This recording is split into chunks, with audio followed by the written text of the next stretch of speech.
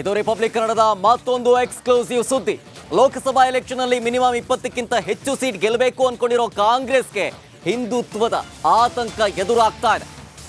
ಮೊದಲನೇದಾಗಿ ರಾಮ ಮಂದಿರ ಆಯ್ತು, ಇದೀಗ ಮಂಡ್ಯದ ಕೆರಗೋಡು ಕೇಸ್ನಿಂದಾಗಿ ಭಾರಿ ಚರ್ಚೆ ಆಗ್ತಾ ಇದೆ.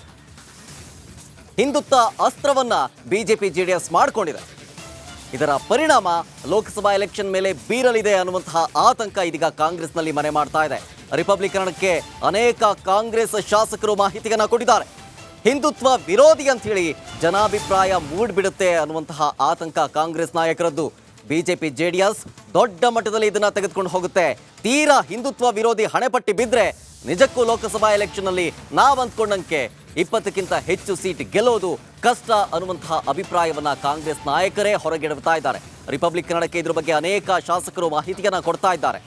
ಲೋಕಸಭಾ ಎಲೆಕ್ಷನ್ಗೆ ಇನ್ನೇನು ಕೆಲವೇ ತಿಂಗಳು ಮಾತ್ರ ಬಾಕಿ ಉಳ್ಕೊಂಡಿರೋದು. ಒಂದ್ ಕಡೆ 20ಕ್ಕಿಂತ ಹೆಚ್ಚು ಸೀಟ್ ಗೆಲ್ಲಬೇಕು, ಮತ್ತೊಂದು ಕಡೆ ಸೂಕ್ತ ಅಭ್ಯರ್ಥಿಗಳನ್ನ ಆಯ್ಕೆ ಮಾಡಬೇಕು. ಈ ಟೆನ್ಷನ್ ಅಲ್ಲಿದ್ರೆ ಇದೀಗ ಮತ್ತೆ ಕಾಂಗ್ರೆಸ್ಗೆ ಹಿಂದುತ್ವದ ಆತಂಕ ಮನೆ ಮಾಡ್ತಾ ಇದೆ.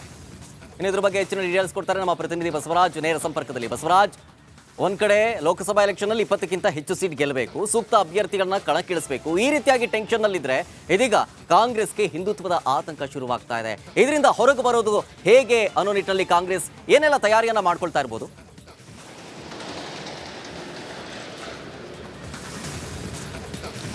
ಖಂಡಿತ ಶರತ್, ರಾಮ ಮಂದಿರ ಉದ್ಘಾಟನೆ ಆದ ಬಳಿಕ ಕಾಂಗ್ರೆಸ್ಗೆ ಎಲ್ಲೋ ಒಂದು ಕಡೆ ಒಂದಷ್ಟು ಅಳಕುಗಳು ಆರಂಭ ಆಗಿದೆ. ಯಾಕಂದರೆ 20 ಸೀಟನ್ನು ಗೆಲ್ಲಬೇಕನ್ನುವಂಥ ಈಗಾಗಲೇ ಪ್ಲಾನ್ ಇತ್ತು ಮತ್ತು 5 ಗ್ಯಾರಂಟಿ ಕೊಟ್ಟಿದ್ದೇವೆ, ಒಂದಷ್ಟು ಅಭಿವೃದ್ಧಿ ಯೋಜನೆಗಳನ್ನು ಕೂಡ ರಾಜ್ಯದಲ್ಲಿ ಮಾಡ್ತಾ ಇದ್ದೇವೆ ಅನ್ನುವಂಥದ್ದು. ಆದರೆ ರಾಮ ಮಂದಿರ ಉದ್ಘಾಟನೆ ಏನಾಯಿತು, ಆ ಸಂದರ್ಭದಲ್ಲಿ ಸಾಕಷ್ಟು ಒಂದು ರಾಮ ಭಕ್ತರಿಗಿರಬಹುದು, ಹಿಂದೂ ಪರ ಸಮಾಜ ಇರಬಹುದು, ಸಾಕಷ್ಟು ಈ ಮಂದಿರಕ್ಕೆ ಹರ್ಷವನ್ನು ವ್ಯಕ್ತಪಡಿಸ್ತು. ಸಹಜವಾಗಿ BJP ಪರ ಅಲೆ ಇದೆ ಅನ್ನುವಂಥದ್ದು ಒಂದಷ್ಟು ಅಭಿಪ್ರಾಯಗಳು ವ್ಯಕ್ತವಾದವು.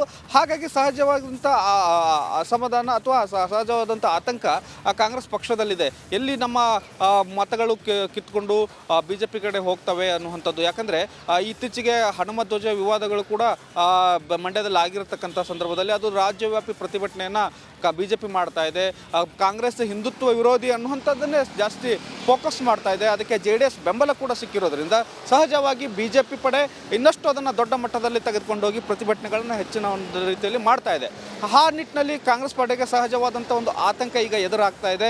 ಎಲ್ಲಿ ನಮ್ಮ ಹಿಂದೂ ಮತಗಳು ಕೈ ತಪ್ಪಿ ಹೋಗ್ತವೆ, ಒಂದು ಸಮಾಜದ ಪರವಾಗಿ ಓಲೈಕೆ ಮಾಡ್ತಾ ಇದ್ದಾರೆ ಅನ್ನುವಂಥದ್ದನ್ನು ಮಾತ್ರ ಬಿಂಬಿಸ್ತಾ ಇದ್ದಾವೆ. ಆದರೆ ನಮ್ಮ ಅಭಿವೃದ್ಧಿ ಕಾರ್ಯಗಳ ಬಗ್ಗೆ ಮಾತನಾಡಿದಂತಹ ಸ್ಥಿತಿಯನ್ನು ಜನರ ಮಧ್ಯೆ ತಂದು ಒಡ್ಡುವಂಥ ಕೆಲಸವನ್ನು BJPಗರು ಮಾಡ್ತಾರೆ ಅನ್ನುವಂಥದ್ದು ಕಾಂಗ್ರೆಸ್ನ ಒಂದಷ್ಟು ಹಿರಿಯ ನಾಯಕರ ಒಂದಷ್ಟು ಆತಂಕಗಳು ವ್ಯಕ್ತಪಡಿಸ್ತಾ ಇದ್ದಾರೆ.